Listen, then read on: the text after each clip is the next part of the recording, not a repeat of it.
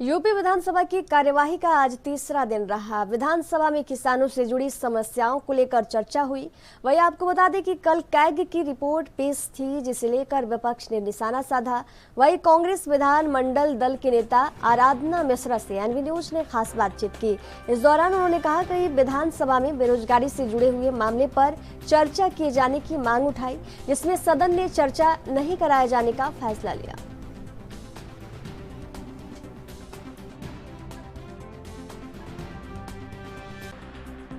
उत्तर प्रदेश विधानसभा monsoon सत्र का आज तीसरा दिन था। विपक्ष ने कई मुद्दों पर सरकार से चर्चा कराने की अपनी मांग की। हमारे साथ ज्यादा बातचीत करने के लिए कांग्रेस विधानमंडल दल की नेता आराधना मिश्रा जी मौजूद हैं।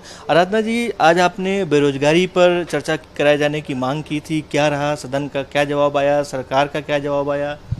देखिए, ये एक सबसे महत्वपूर्ण मुद्दा है बेरोजगारी, और सरकार लगातार अपनी पीठ थपथपाती कहते हुए कि बेरोजगारी दर का कम हो गई। हकीकत ये है कि बेरोजगारी की दर नहीं ख़त्म हुई, नौजवान ने नौकरी ढूंढना ही अब बंद कर दिया है। अगर आप रिपोर्ट्स देख लें, ये मेरी नहीं, ये सरकार की जो एजेंसीज हैं उनकी रिपोर्ट है कि अब औसत में जो 20 से 24 साल की वर्ग आयु के जो नौजवान हैं उनकी सहभागिता, एम्प्लॉयमेंट रेट जो कहते हैं, वो एकदम से कम हो चुका है। 17% 2019 में था, 22% वो घट के 17% हो गया।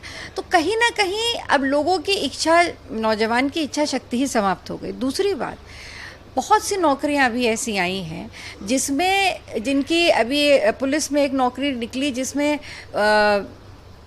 5वीं क्लास की उसमें मांगी गई थी पासिंग, और उसके अलावा उसका काम था कि वो खाली साइकिल से वो एक ऑफिस से दूसरे ऑफिस तक पत्रवाहक की नियुक्ति निकली।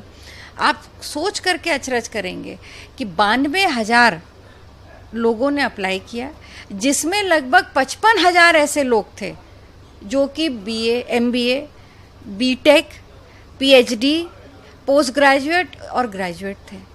तो आप इसी से अंदाज़ा लगा लीजिए। ऐसे ही अभी रेलवे की भर्ती निकली क्लास 4 ग्रेड की, उसमें भी ज़्यादातर टेक्निकल एजुकेशन लिए हुए ही पोस्ट ग्रेजुएट और ग्रेजुएट लोगों ने अप्लाई किया।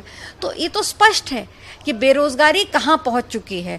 आज बेबस है वो नौजवान जो, और उसके माँ बाप जो उसको महंगी पढ़ाई टेक्निकल एजुकेशन दिलाते हैं, पर वो दर दर भटकता है कि उसको एक नौकरी मिल जाए। तो उस पर भी सरकार चर्चा कराना नहीं चाहती। आज मैंने नियम 56 में इस विषय को दिया था, जिसको अग्राह्य कर लिया।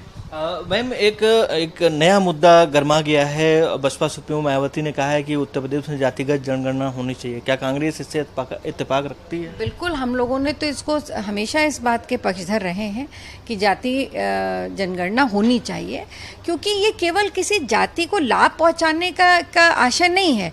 आपको जो भी आप योजनाएं लाते हैं उसका लाभ उचित तभी पहुंच सकता है, लाभार्थियों तक तभी पहुंच सकता है जब उनका आकलन होगा। आकलन ही नहीं होगा तो चाहे वो आप छात्रवृत्ति दें, चाहे आप समाज कल्याण की बहुत सारी योजनाएं उनको दें, तो वो उन तक पहुंचेगी नहीं, क्योंकि वो जनगणना में नहीं आते, उनका अनुपात हमेशा कम रहेगा।